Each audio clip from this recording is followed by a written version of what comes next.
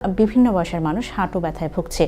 হাঁটু ব্যথা চিকিৎসা নিচ্ছে, কিন্তু সঠিকভাবে সম্পূর্ণভাবে এই হাঁটু ব্যথা রোগটি থেকে আমরা নিরাময় পাচ্ছি না। দর্শক, আপনাদের জন্যই আমাদের এই আয়োজন। শুরুতে একটু জানতে চাই যে হাঁটু ব্যথার ক্ষেত্রে অপারেশনবিহীন কি ধরনের চিকিৎসা পদ্ধতি এসেছে? এই যদি আমরা হাঁটু ব্যথার প্রথম যে কারণটি বললাম অস্ট্রোআর্থ্রাইটিক চেঞ্জ অথবা ডিজেনারেটিভ চেঞ্জগুলো যদি বলে থাকি, সেক্ষেত্রে প্রথমত যে কারণটি বা যে ট্রিটমেন্ট পদ্ধতিটি সবচেয়ে বেশি ইফেক্টিভ সেটি হচ্ছে ওজন, দ্বিতীয়তই হচ্ছে পিআরপি। এবং অনেক সময় যখন স্টেজ 4 এবং 5 হয়ে যায় এবং ওনারা সার্জারি করতে চাচ্ছে না, এইরকম একটি জায়গায় রেডিও ফ্রিকোয়েন্সি যে এখানকে যে নার্ভগুলো, সেই নার্ভগুলোকে একটু অ্যাবলেট করে দেওয়া। অথবা এই তিনটা পদ্ধতির মধ্যে প্রথমত হচ্ছে পিআরপি, ওজন, তৃতীয়ত হচ্ছে রেডিও ফ্রিকোয়েন্সি নার্ভ অ্যাবলেশন, এখানে খুব ভালো কাজ করে। স্যার, আপনি স্টেজিংয়ের কথা বলছেন, অর্থাৎ লক্ষণগুলোর ক্ষেত্রে একটু জানতে চাই যে কোন কোন লক্ষণের যদি প্রকাশ পায় রোগীরা ওজন থেরাপি বা পিআরপি থেরাপি দেওয়া হচ্ছে? আমরা দেখেন, আমরা যখনই স্ট্রেস করে ফেলি, যেমন গ্রেড 1 থেকে গ্রেড 3 বা গ্রেড 2 পর্যন্ত যখন চলে আসে, তখন পিআরপি অথবা ওজন আমরা ব্যবহার করে থাকি। কেননা তখনও এই জয়েন্টগুলো অথবা জয়েন্টের যে কাটলেজগুলো রিজেনারেশন করার সম্ভাবনা থাকে। এরকম একটি জায়গায় আমরা সেক্ষেত্রে পিআরপি অথবা ওজন ব্যবহার করে থাকি। আর যখন এর চেয়ে বয়স যখন বেড়ে যায় অথবা যখন স্টেজিং যখন 4 অথবা 5 হয়ে যায়, যখন একটি এখানে যে হাড়গুলো থাকে সেই হাড়গুলো একটু ডিফর্ম হয়ে যায়, তার যে মিনিস্কাল চেঞ্জগুলো হয়ে থাকে, অথবা তার যে কাটলেজগুলো একেবারে চলে যায়, তার জয়েন্ট স্পেস একটু জিরো হয়ে যাচ্ছে, এইরকম একটি জায়গায় তার সার্জারি একটি অপশন। এবং যেনারা সার্জারি করতে পারছেন না, তাদের বিভিন্ন কারণে হোক অথবা সার্জারিতে ভয় পাচ্ছেন, এই সমস্ত রোগীর জন্য রেডিও ফ্রিকোয়েন্সি অ্যাবলেশন করে ওখানে গিয়ে যে জেনিকুলার নার্ভগুলো আছে সেই জেনিকুলার নার্ভগুলোকে আমরা অ্যাবলেট করে দিয়ে থাকি, এবং তার সঙ্গে কিছু হায়ালগান অথবা যেগুলো আমরা বলি থাকি ভিসকাস ম্যাটেরিয়াল ভিতরে দিয়ে থাকি পিআরপি সহ। স্যার, এই যে আপনি বলছিলেন যে যখনই তাদের সার্জারি করতে ভয় পাচ্ছে বা সার্জারি পর্যায়ে চলে যাচ্ছে, তখনই রেডিও ফ্রিকোয়েন্সি অ্যাবলেশন থেরাপির কথা বলছিলেন।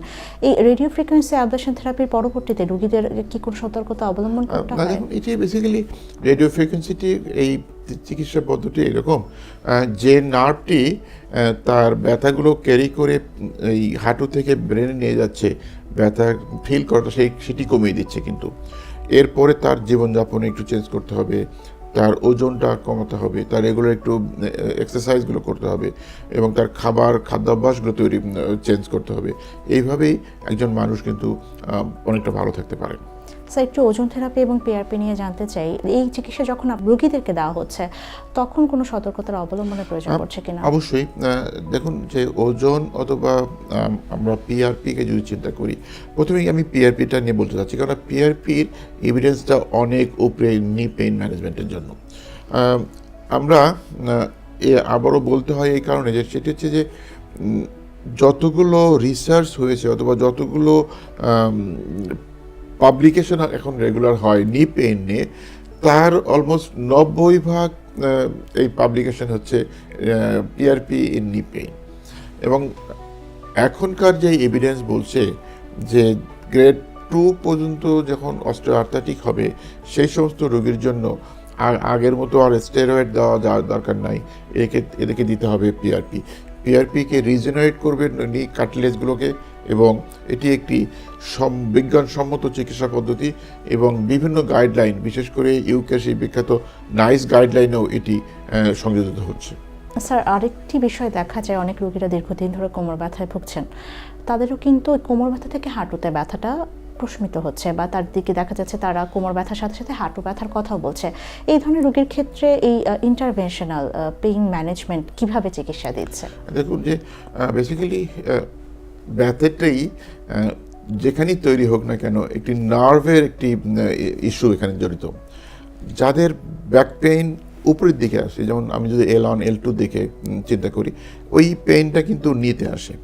অনেক সময় ভিন্নভাবে যখন আমরা প্রপারলি এক্সামিনেশন করতে পারে না, তখনই কিন্তু এটাকে আমরা নি পেইন হিসেবে চিন্তা করি, ব্যাক পেইনকে ভুলে যাই তখন। কিন্তু আসলে না, আসলে সমস্যা তার হচ্ছে নিতে। এটি একটি যেমন বিষয় আছে।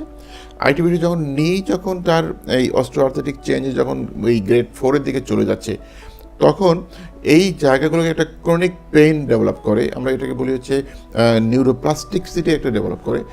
এইরকম একটি জায়গায় তার একটা নিউরোপ্যাথিক পেইনের মতো একটা ডেভেলপ করে। সেই জায়গাটাতেই নার্ভ অ্যাবলেশন বললাম, কিছু মেডিকেশন, কিছু পিআরপি অনেক বেশি ভালো কাজ করে এখানে। স্যার আরেকটি বিষয় একটু জানবো যে ফলো আপের বিষয়ে রোগীগুলোর ফলো আপ কতটা গুরুত্বপূর্ণ? রোগীর ফলো আপটা আসলে খুবই জরুরি। একটি ফলো আপ হচ্ছে রোগের চিকিৎসার প্রাথমিক পর্যায়ে।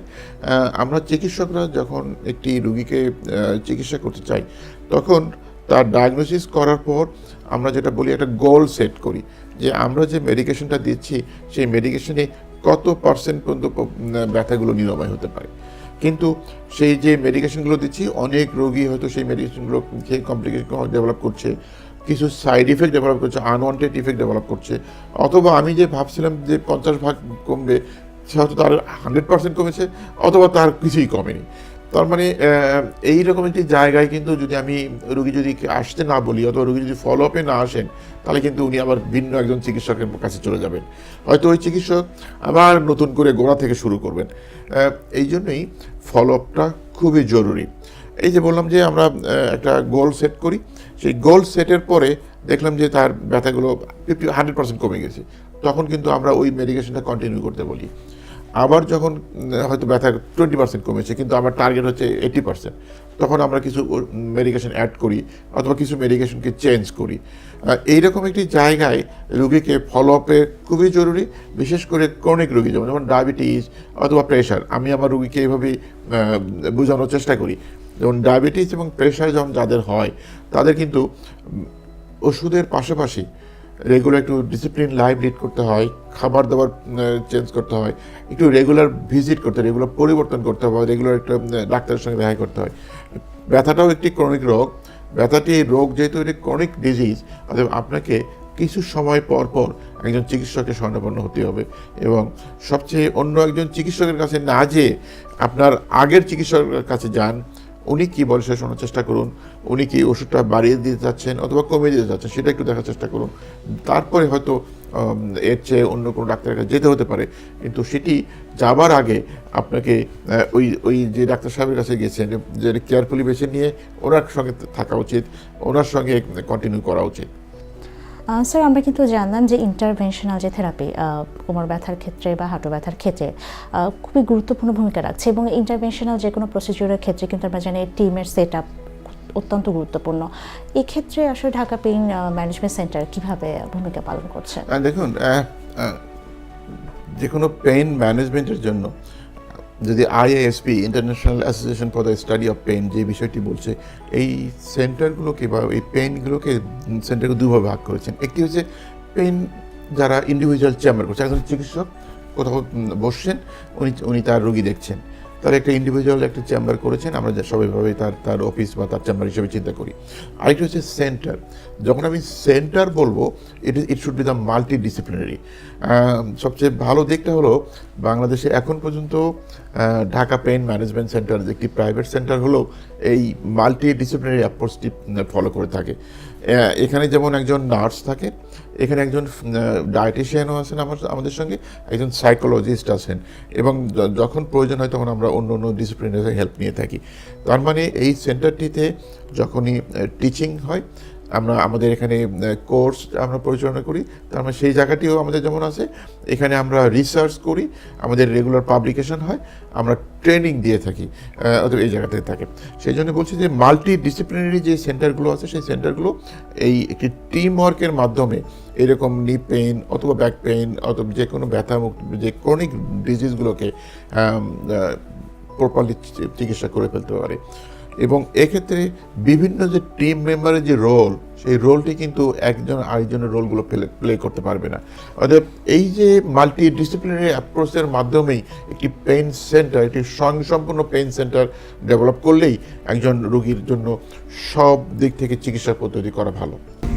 ঢাকা পেইন ম্যানেজমেন্ট সেন্টার, ব্যথা নিরাময়ে আমরাই প্রথম।